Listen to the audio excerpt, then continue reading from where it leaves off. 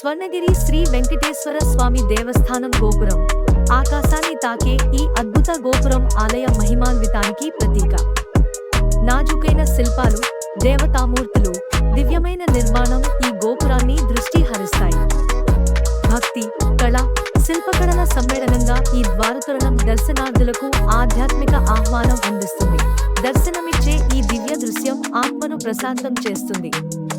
ప్రతి శిల్పం స్వర్గం, భూమి మధ్య అనుసంధానంగా భావించిన పురాతన దక్షిణ భారత ఆలయ శైలికి నిదర్శనం. ఈ దేవాలయం అందమైన దక్షిణ భారతీయ శిల్పకళతో కట్టబడింది. ఇక్కడ సుదూరమైన శిల్పాలు మరియు విగ్రహాలు కనిపిస్తాయి.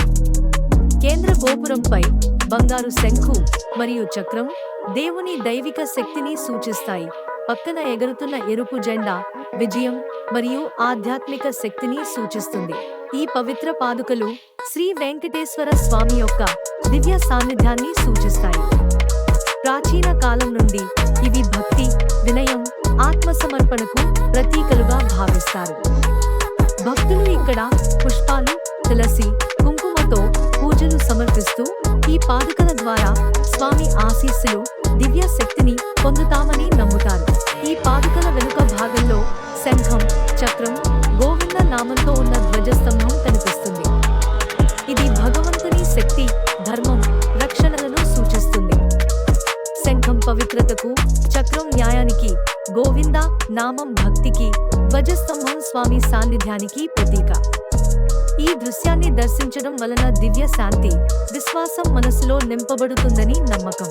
ఈ చిత్రం స్వర్ణగిరి వెంకటేశ్వర స్వామి ఆలయంలోని అత్యంత దివ్యమైన దృశ్యాన్ని చూపిస్తుంది. శ్రీ విష్ణుమూర్తి ఆదిశేషుపై విశ్రాంతి తీసుకుంటూ ఉన్న రూపం శ్రీ అనంత పద్మనాభ స్వరూపం. ఈ రూపం ప్రాచీన కాలం నుండి సృష్టి, స్థితి, లయం అనే విశ్వత్రయ శక్తుల సంకేతంగా పరిగణించబడింది. ఆదిశేషుడు విశ్వాన్ని కాపాడే నిత్యనాగుడు స్వామి యొక్క ఆధారంగా నిలుస్తాడు. జలతటంలో ఈ విగ్రహం స్థాపించబడినది సృష్టి మొదటి నీటి రూపంలో ఆరంభమైందన్న తత్వాన్ని సూచిస్తుంది.